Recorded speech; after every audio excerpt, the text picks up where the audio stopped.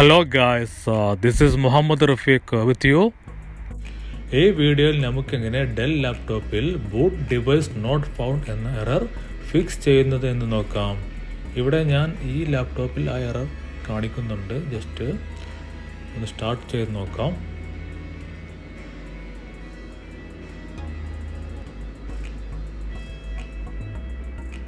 ഇപ്പോൾ നിങ്ങൾക്ക് കാണാൻ സാധിക്കും no bootable devices found. Press F1 key to retry boot. Press F2 key for setup utility. Press F5 key to run onboard diagnostics. അപ്പോൾ നമുക്ക് എങ്ങനെ ഈ എറർ ഫിക്സ് ചെയ്യുന്നതെന്ന് നോക്കാം.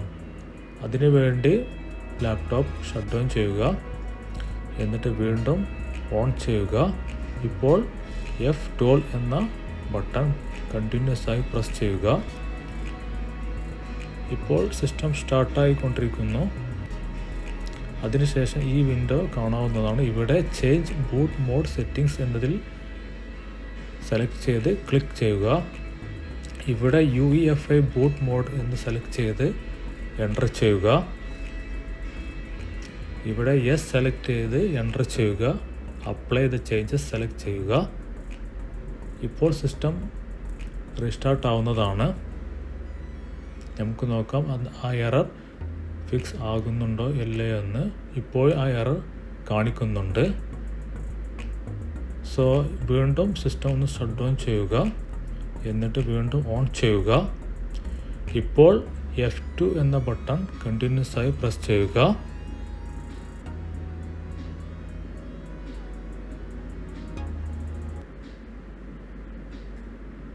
ഇപ്പോൾ സിസ്റ്റം ബയോസിലേക്ക് എൻ്റർ ആയിട്ടുണ്ട്.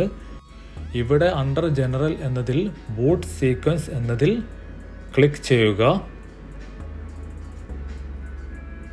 അപ്പോൾ വരുന്ന വിൻഡോയിൽ ബൂട്ട് ലിസ്റ്റ് ഓപ്ഷൻസ് എന്നതിൽ UEFI ആണ് എനേബിൾ ആയി കിടക്കുന്നതെങ്കിൽ ലീഗസി എന്നതിൽ ക്ലിക്ക് ചെയ്ത് എനേബിൾ ചെയ്യുക.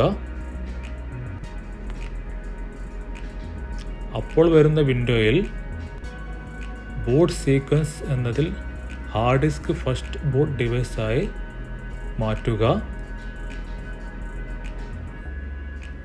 ഇപ്പോൾ നിങ്ങൾ കാണാൻ സാധിക്കും ഹാർഡ് ഡിസ്ക് ഫസ്റ്റ് ബൂട്ട് ഡിവൈസായി മാറ്റിയിട്ടുണ്ട്. അതിനുശേഷം അപ്ലൈ എന്നതിൽ ക്ലിക്ക് ചെയ്യുക, എന്നിട്ട് എക്സിറ്റ് എന്നതിൽ ക്ലിക്ക് ചെയ്യുക. ഇപ്പോൾ സിസ്റ്റം ഒന്ന് റീസ്റ്റാർട്ട് ആവുന്നതാണ്.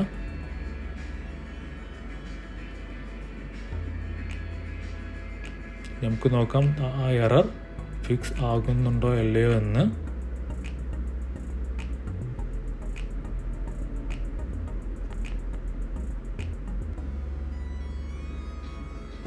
ഇപ്പോൾ നിങ്ങൾ കാണാൻ സാധിക്കും വിൻഡോസ് 10 ലോഡായിക്കൊണ്ടിരിക്കുന്നത്. ഈ സിസ്റ്റത്തിൽ വിൻഡോസ് 10 ആണ് ഇൻസ്റ്റാൾ ആയിട്ടുള്ളത്. നിങ്ങൾ കാണാൻ സാധിക്കും Windows login screen. That's it. വളരെ ഈസി അല്ലേ? ഈ വീഡിയോ നിങ്ങൾക്ക് ഉപകാരപ്രദമായെങ്കിൽ ലൈക്ക് ആൻഡ് ഷെയർ ചെയ്ത് മറ്റുള്ളവരിലേക്ക് എത്തിക്കണേ. അതുപോലെ ഈ ചാനൽ നിങ്ങൾ ആദ്യമായിട്ടാണ് കാണുന്നതെങ്കിൽ സബ്സ്ക്രൈബ് ചെയ്യാൻ മറക്കല്ലേ. Thanks for watching.